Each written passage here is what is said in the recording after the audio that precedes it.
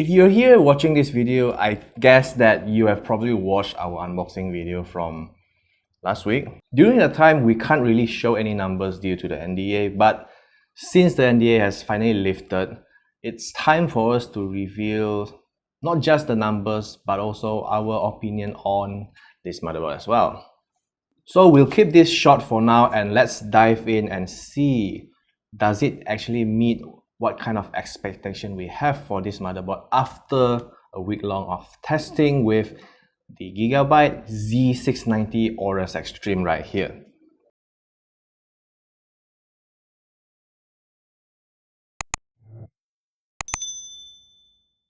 Okay, now starting off from what can you get inside the box. Of course, it's definitely the motherboard, but underneath the motherboard, there's few more compartments which consist of the cables, especially SATA cables, RGB cables, the buzzer cable, in case you just need to listen to the nostalgic beeping sound if you don't really like to look at the Q code. Aside from that, you also get two Wi-Fi antennas, thermal probes which can be connected to the motherboard so you can monitor some parts which you want to know the temperature. The USB Type-C DAC, they call it ESS Saber DAC or something, but I don't really use that because I need more of the USB Type-C ports as much as I can because of all the storage device I've connected to this motherboard during the test. A rather interesting memory cover or shield that comes with RGB capabilities, and of course the usual user guides, paperwork, and of course the Aorus stickers which you can put on whichever cable or what you want to label. So that's pretty much all for the accessories. Honestly, I think that it's not as extreme as I thought it would be because the Aorus Xtreme is actually the highest end offer which Aorus Gigabyte can offer at this time for their Z690 release. So I'm actually expecting more. The RAM cover, RGB RAM cover, is kind of aesthetically, it's just for aesthetics only. It's actually just for the aesthetics. It doesn't really affect much as long as you don't push it too high. Yeah. Because as many of us already know, the current DDR5 design, you will have a lot of things being moved onto the PCB of the DRAM itself. So that includes the most important part, which is the PMIC or Power Management IC. So compared to what we have previously, where most of the power will be coming on from the motherboard to the DIMM itself. But now you only get technically a little part of the power supplying into the DIMM, which will then be distributed across the components on the DDR5 DIMM. So we'll probably talk about that in the future. As of now, we'll just focus on this motherboard. I think some other brands are offering extra accessories like expansion card. Yes, about that. Yes, I'm actually expecting the Aorus Xtreme to have one of those as well, because you have a lot of, not to say a lot, you have 3 PCIe slots, so at most you'll probably just use the first slot, and the rest at the bottom will just go to waste if you don't put anything there. So if you have that expansion card, right, not only that, it will make life easier for people like me who doesn't really like to unscrew the heatsink all of the time whenever I want to swap SSDs. It's better to exchange SSD on the expansion card rather than doing it here, because I find it really difficult to unscrew is fine. I find it really difficult to reinstalling the entire heatsink back. That's not only this motherboard, it's all of the motherboard out there, because most of the time, if you don't really look at it right, aligning it's a bit challenging, especially if you're working in a low light situation. Don't ask me why. Anyway, let's move on to the next part, which is the appearance and the design of the motherboard. So if you are a fan of the Aorus Xtreme, or you just want to get the highest end offer which Gigabyte can offer for their Aorus branding, the Aorus Xtreme is always that choice for the enthusiast. But there's a catch. It's not an ATX form factor, but an eATX. So unless you're using a very big PC case or you're just using it on a test bench like reviewers do, you might have some issues with cable management as well. You can refer to one of our videos back then with the Aorus Xtreme. That was in the Corsair case. Yes, it's in the Corsair case for the video editing rig we did. Yeah, that Corsair case was certified. I'm not really certified. They say it can support up to eATX motherboards. Yes, you can, but there's one thing that actually affects the overall experience, which is this part. Like most of the motherboard out there, you can see their 24 pin is actually facing upwards. So some higher end boards, especially the highest end from Aorus we have right here, their 24 pins is 90 degrees to the side. However, for eATX boards like this, I think you still need a matching big case to go with it. Yes, else it will not be a match. Yeah. And aside from this thing, the overall design is actually very covered. As you can see, all the thermal armor, which they call a lot of brands, they call it by different name, but this thing is not plastic. I mean, some of it is plastic, but the bottom important part is not plastic. Most of probably this part itself, the middle part, is metal, so it will help with heat dissipation at some point, but you will need good airflow. If you're using it for your daily use, I recommend using some decent fan so you can have a good airflow in your case to move all the heat out. Else, all this good design heatsink will go to waste. Anyway, my complaint is actually you will still have to remove this big piece of heatsink in order to access the M.2 slots underneath.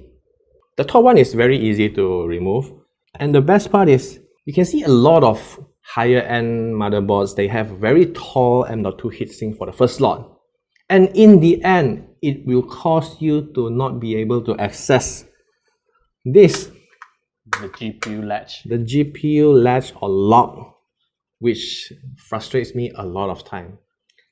Although it's still a little bit challenging to reach, but at least they created a spacing here so I can still push it with my thick fingers. They can further improve the design in the future, I believe, but as of now I think this is still better than any kind of design we've seen so far, especially when we pair it with very big and thick GPU like this. The overall design is very decent, especially the heatsink itself. It's been around, not to say the same design, the similar design has been around since they released the Aorus Xtreme for the X570 chipset.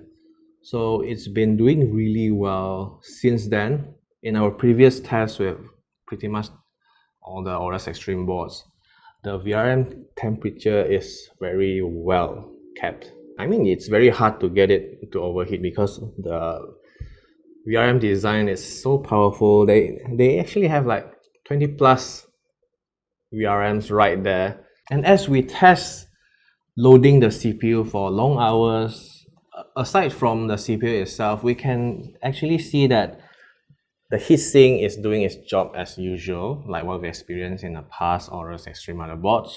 The overall temperature for the VRM during load is very low. We didn't really see it go beyond 48. Wow. Yes, it's very cool. Though our clock for the test at that time is 5.1 gigs. And of course, because this is a highest end board, you get the onboard buttons like these, power on, reset. They don't really have safe boot or something, so it's kind of shame. in case if the setting doesn't work, you can just press the save boot and it'll just go into the BIOS telling you that, hey, you failed, so try again so you don't fail next time. Though they do have clear CMOS, it's pretty common for high-end boards, so in case you mess up, you can still like reset everything with the clear CMOS. The only difference is this time they kind of swap out the button, the clear CMOS button from the past, which is right next to the Q flash, to a button called the OC ignition button. So I don't really use that a lot because I am still like new to the board when I test it. So when I first failed my memory overclocking, I'm like, I press the button, but nothing happens. Why it's not clearing anything and I'm still getting the same issue? So turns out it is not a clear CMOS button. Yes, turns out that it's not a clear CMOS button.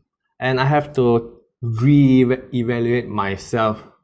It's like, oh, why am I expecting things to be the same, right? Because it's a new motherboard.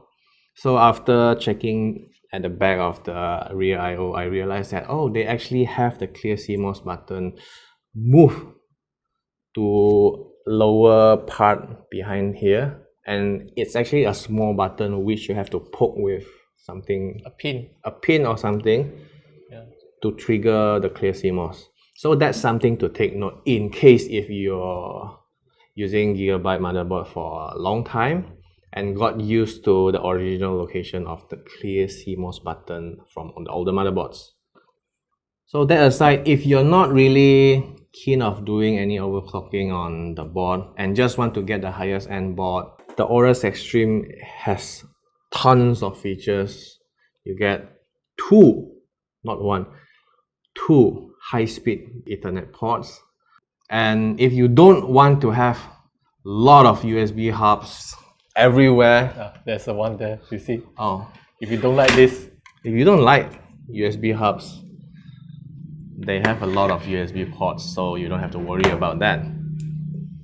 And that aside, the audio jacks. Now they actually relocated it to the middle part. Although you're probably like losing two ports in that area, but they actually give you more ports in return. So that's a fair trade-off. But anyway, that's for the appearance. Now, let's move on with our experience with the board. So when it's paired with the 12th Gen i9 12900K, it's very lengthy to say, I'll just call it the 12th Gen i9K from now on. You don't really get any restriction from it because there's no restriction. The only restriction is my skill.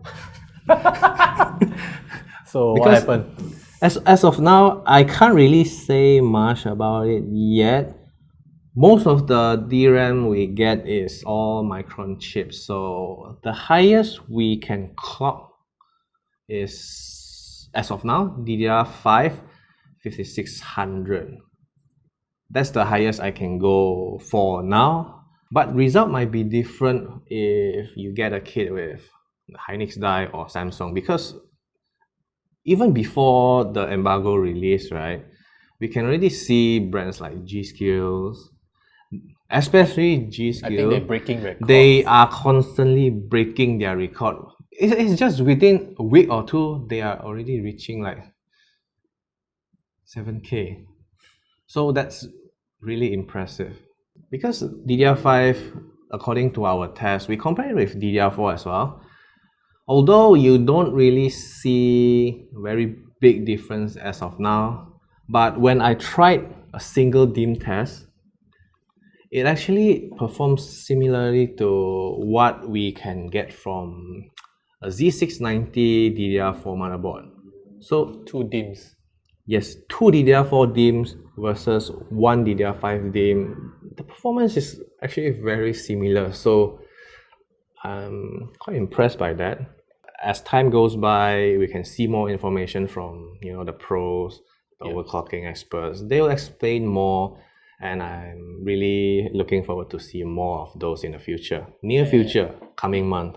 Yeah, and I believe other software will also be optimized to fully utilize Yes, this. because as of now, we are still testing the board on an unreleased BIOS, I can say that.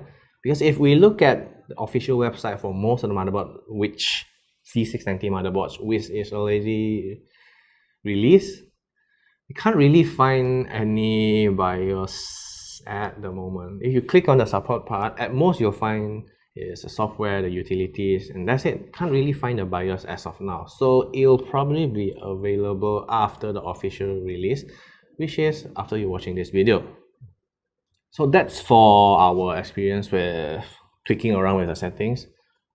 If you're using it normally, as of now, I still don't see any PCIe 5 storage devices yet, so it'll take a while. And even if you're using PCIe 4 graphics cards like the RTX 30 series or the Radeon 6000 series, RX 6000 series, we don't really see any significant improvement in terms of the overall numbers, the frames. It's very similar. So we're kind of done covering the physical part and aspect of what can you expect from the motherboard when you're using it. Now let's move into the BIOS part. So as many of you who are paying attention in Z690 motherboards, the latest 12th gen Intel CPUs, you guys already know that the current CPUs will have P cores and E cores, or performance and efficient cores. This group of cores will be working something like in tandem according to the task being assigned, and will allocate the load accordingly so that you can get the best efficiency out of it. And of course, from our tests, we can see performance is actually better in a lot of ways. But we'll leave that for now because we already mentioned it a bit just now. The rest, you can check out our CPU reviews, which can be found in the link below to know more about the performance of the 12th gen i9K. Now, for the BIOS side, when you go in to the BIOS menu, you can actually see, yes, compared to others we have tried for now, you can actually see the frequency of the P core and E core separately. They never label it like this is the P core frequency and this is the E core, but they make the E core small so that you can kind of know, oh, that's the big core and the small core. Yes, you can also disable the E cores, but I won't recommend that because we already see how disabling E cores will affect not just your creative work, it will also affect games in some ways. So you're actually losing some performance right there. It's best to leave it as it is. You can overclock it, but try not to go too high because we kind of found out that you will need a bit more voltage compared to the main P cores.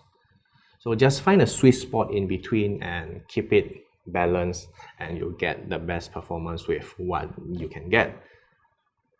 Given that you have enough cooling power, of course, because existing cooler might not be able to handle, even though some of them actually stated that, oh, it's 1700 socket compatible. It's not really touching it firmly, so heat transfer, it's affected. There's plenty of things you can find in the BIOS for the Aorus Xtreme. It's not just any features on any gigabyte motherboard, because compared to, I won't say the low end, compared to the mid-tier boards for the enthusiasts who want best for their budget, you are actually missing quite a lot of features if you want to tweak more. On the Aorus Xtreme, they just give you everything. You can even see options like DDR5 XMP boost. It's something that I don't see in the past, although it's not really like the preset on an ROG motherboard, but it still gives you an idea of, okay, you can actually get some extra performance gain from enabling that.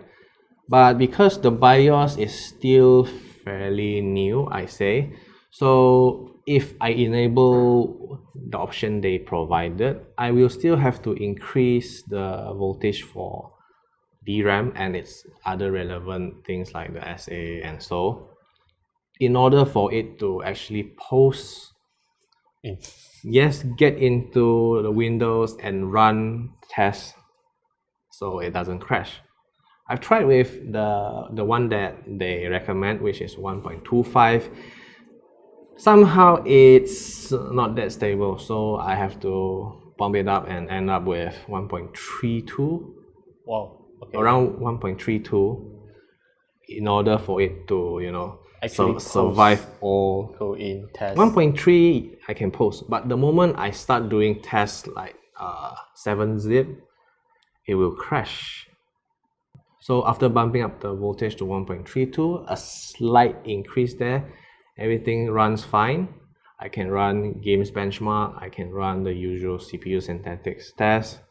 So that's probably the settings I can get. Aside from that, you can also find numbers of interesting features which can only be accessed by going a little bit deeper into the menu.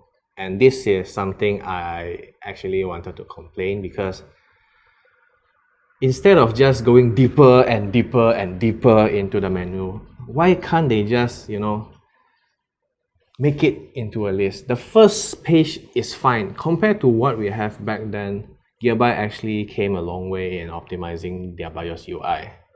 The current one is fine, but as soon as you get into the advanced menu, right, it's just, I don't get it. You have a single page that's big enough, there's plenty of space, but they just leave one option for you to go deeper into the directory or folder, which only contains like 1 or 2 options. You can just bring everything out, put it there, so it's like the same page as the first one, so everything can be done easier instead of just going deeper and deeper enter, yes, and then escape. Which I can see that they somewhat has gone back to the old way. So try not to do that. Just make things simple for everyone to access the options. But then again, I say the BIOS is still acceptable as of now. The only little issue I noticed while, you know, adjusting the settings is that I still notice the slight lagginess with, or input delay with the options. Whenever I press up or down, so, you know, the selection can just go up and down the list, it's noticeably slower. Oh, and here's one thing about when you fail to get in the BIOS after a major failure in overclocking, which is you can just get the BIOS from the official website when it's finally released. Get maybe a new, fresh thumb drive, download the BIOS, put it in the root directory, rename it as gigabyte.bin, and plug it into the dedicated BIOS USB port and press the Q flash button. That really saved me a lot of trouble while, you know, trying this motherboard, because I actually done the flashing for 3 times.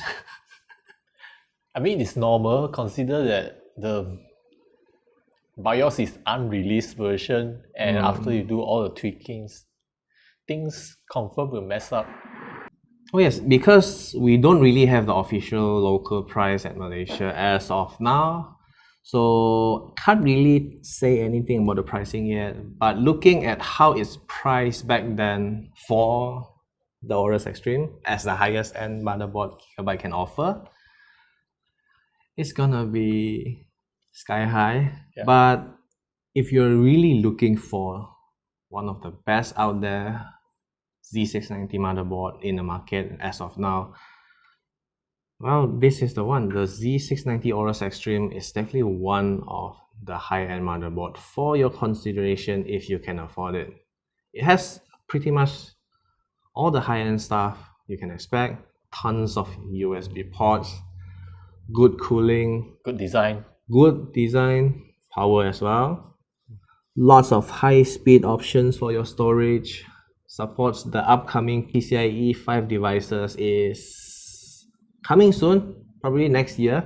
And yeah, that's all we want to share with you about the Gigabyte Z690 Aorus Xtreme. For now, what do you think of this motherboard? Will you get this or just the Aorus Master?